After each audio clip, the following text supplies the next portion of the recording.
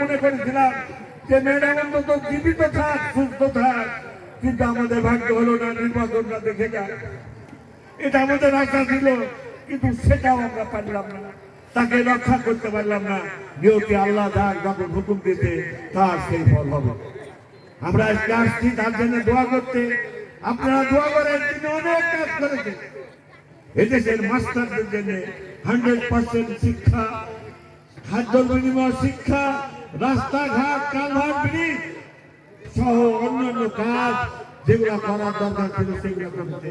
তার এই কাজগুলো তার স্মৃতি হয়ে আমাদের কাছে থাকবে, আমাদের প্রাণের কাছে থাকবে, আমাদের জীবনের কাছে থাকবে।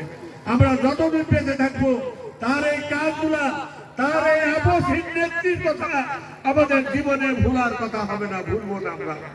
আল্লাহ রাব্বুল আলামিন তোমার কাছে ফরিয়াদ করি, আল্লাহ তুমি আমার বেগম খালেদা জিয়াকে, তার আমরা আজকে বাংলাদেশ জাতীয়বাদী লোকের নেতা কর্মীরা লক্ষ লক্ষ নেতা কর্মীকে আমাদেরকে কাঁদিয়ে বেগম খালেদা জিয়া আজকে আমাদের কাছ থেকে বিদায় নিল।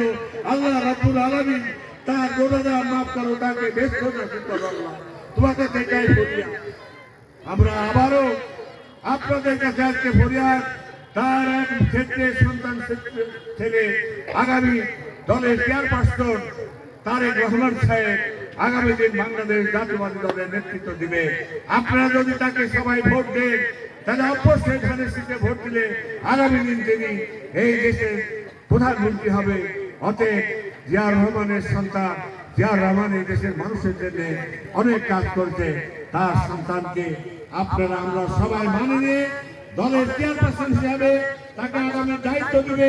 সেই দায়িত্ব কাঁধে নিয়ে ইনশাআল্লাহ আপনাদের পাশে থাকবে। কথা হবে কালকে টেলিফোনে আমার সাথে কথা হইতে সন্ধ্যে 6:30-7টার সময় তিনি জিজ্ঞাসা করতে, আপনাদের খোঁজ খবর নিতে, চারঘাট বাগার মানুষ কেমন আছে, তারা কি অবস্থা আছে, ভালো আছে না খারাপ আছে, ওই দেশে শীত কেমন হচ্ছে, এইসব খোঁজ খবর